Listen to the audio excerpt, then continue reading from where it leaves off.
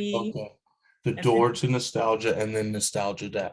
Yeah. That's beautiful. And then Door to Nostalgia, I mean, that's the name of the NFT. So I was just trying to model, like you said, like after the like women and weapons. Oh, Just yeah. that it was Yeah, as that is a great line as idea. possible. Just so that really straightforward. When people look for it, they're not like, which one is it? You know? No difficulty at all. Yeah.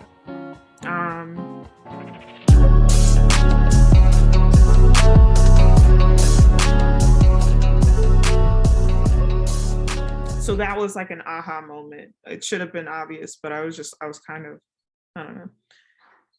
Okay, good. But yeah. And then so we'll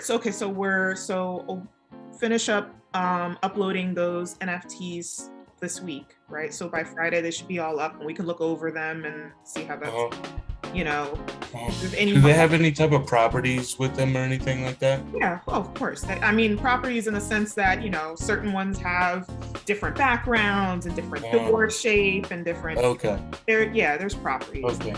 So there is a rarity part involved, but they're also going to be utilized as a ticket? Yeah. It's a ticket. Right. Right. I wasn't sure. And it's like a member. It's like I guess a ticket is more fun. Yeah. It's a door. Yeah. That is a ticket. Yeah. There's some imagery there. Yeah. I like that. Yeah. I was thinking.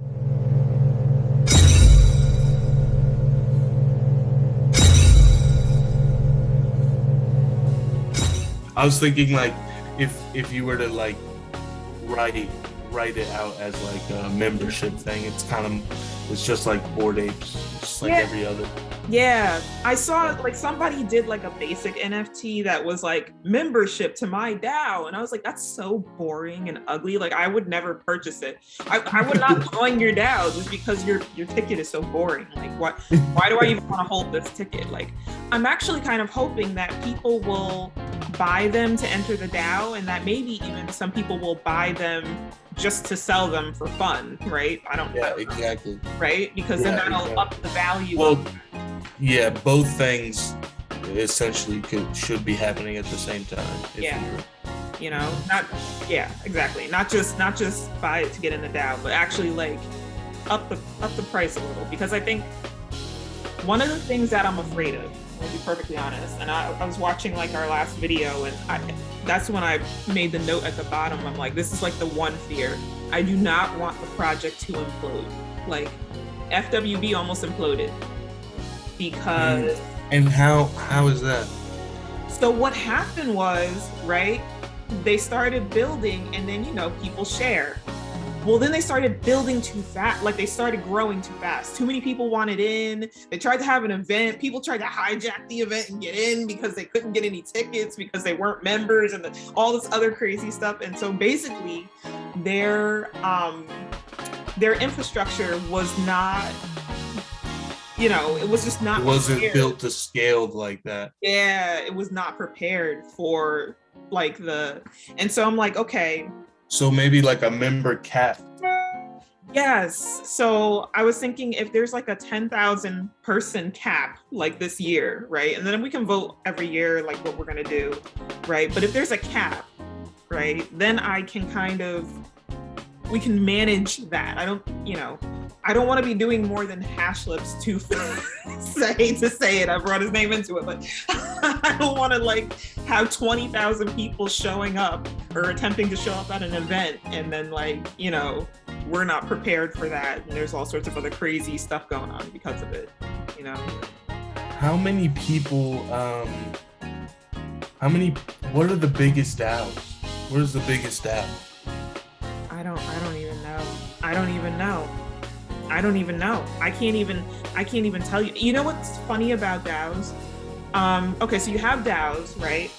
But there's now like new like versions of a DAO. There's like, they call them DACs, the DAC, or they're like decentralized autonomous companies and all these other. The company versus the yeah. Right. So like, Yeah, and that was what people were trying not to do at first, and then they organized that way anyway Yeah. on like a regular DAO. Yeah. Like it's very hard to have someone coming up with voting propositions Yeah. while also like voting. You know, like it's like one of the members just comes up with everything that we're supposed to all have an equal say in. It's very meta. Yes. Very meta in like the worst, all the worst. In the worst way, yeah. And so I want to work so diligently to not be that, right? Am I muted? What does it say? Oh no, okay, never mind. I want to work very diligently to not be that, right? Like I really don't want to be the person saying, oh, we're doing this and we're doing that, right? Like I had a set structure for how I thought things should go. Like there's literally a structure for like, okay, this is how we're gonna pick the character NFT thing, right? Like how do you pick, and what is a character NFT thing? What does that mean? Well, it's not just like, oh, you're picking a character. It's like, no, there's a main character. Like most stories have a main character, right? You're gonna have a main character, and that main character has like a thing. It's not just like one film. It's like maybe a film, a game, memorabilia. There's all sorts of, there's stuff, right? Like, objects. Yeah. Components, just right? Paraphernalia. All sorts of stuff, right? So for instance, actually, this isn't a good illustration of it, but okay, a set of characters, right? For this. So Star Wars, right, has a set of characters, right? And they are the main focus, right? And so everything is centered around that. You have whole other series that have begun because of this. You have whole other, there's a whole thing, a whole universe centered around one character or one group of characters or one theme, right? And so that's really what you're putting your chips into. That's what you want to follow this storyline of whatever saga that this person's going on and how far that goes. And, but that's like the only structuring there really is. Like I tried to keep it as minimal as possible as to not control everyone. I don't want to do this. No marionetting. That's not cool. Like the whole point was to be democratic and people choose what they want. But like you do see it, like some people start to kind of, take over. It's a curse of the whale. Yeah.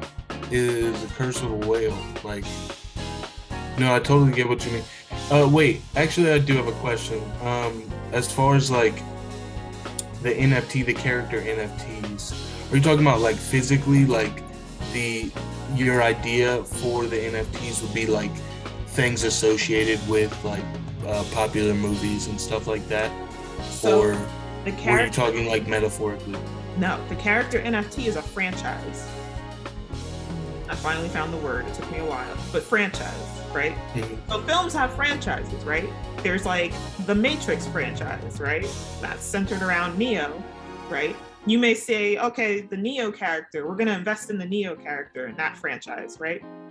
So you're not just investing in the one movie, you're investing in that storyline. Whatever happens with that character, whatever comes out of that. That could be like, it could be anything. It could be podcasts, it could be movies, it could be a TV series that you do, whatever, and we have the space to really make this grow and expand, right? But it's like I said, you don't want to have too many people too fast, because if you have too many people too fast, it'll implode on itself. Like it'll just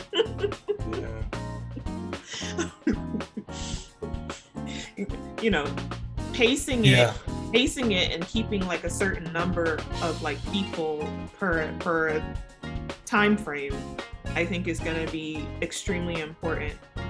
Because the other thing is like, so one of the things that happens with like Mira and FWB is, of course, there's some people who came late to the party and they want in, right? So now you have to find a fun way to get those people in, but not have everyone get in and everything implode on itself. So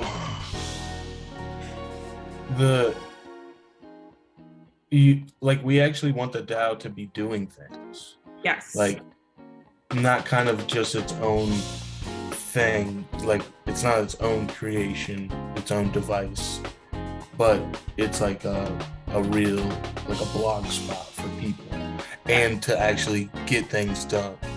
So because that's what makes it cult, right? Like the whole point of it is what makes anything have a cult following is people sit here and they talk about it all day, right? Like you could go online on Tumblr and listen to people talk about Star Wars all day. There's some people who literally spend all day writing up stuff and side stories they think they'd want to add to Star Wars for real. There's people who spend their time doing it. And so that's what we're really looking for. I'm looking for like fanatics and creatives to get together in one space and just make really cool stuff that we can all geek out about.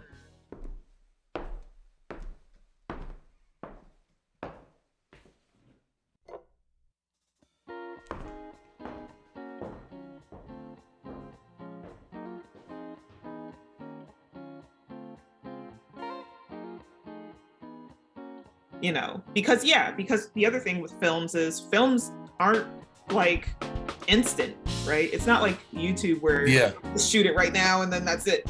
You know, like this is gonna be, people are gonna put effort into it actually looking just like the thing you see in the movie theater. So, you know, it's gonna take a decent amount of time to get that finished, right?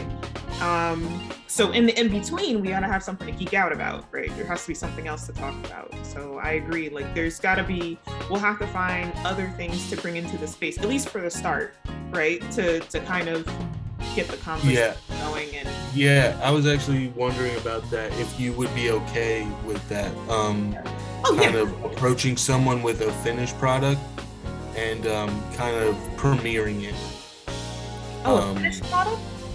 We can have space night. We can have creatives showcase the work they've already done. And I think that would be really positive, because what that does is that lets film fanatics see, you know, okay, if I submit this concept in, you know, maybe I would want that person to direct it, or that person to write it, or that person to produce it, or whatever, right? Like then they might have an idea in their head of like who in the space they would want to work on their project, and they might ask, you know, which would be better than like governance selecting for you, right? And then you not getting a project that looks anything like what you actually wanted in the first place, right? Like that would suck. So exactly. Yeah, I think it would be such a positive thing for both people. Let me actually not only now that we mentioned it, because getting people exposure, but just talking to people and starting to know people is always good, and just getting people's content around is super helpful for everybody. Yeah, and then that makes everyone feel good about like their contribution and that they got something out of it, you know, because like what if you're a creative and you do want to like work on a project, but maybe you haven't found a project that you even like yet. Maybe you just, you know, but at least you can get like, okay, I'm interacting with other creatives in this space. I might make a new friend. I might network. That is a reason for any creative to stick around and kind of, you know, see what's going on Discord and the like, right? You know, because you're always trying to figure out how to keep the lights on. So it's like, you know, if there's a space where I think I can get another job, right?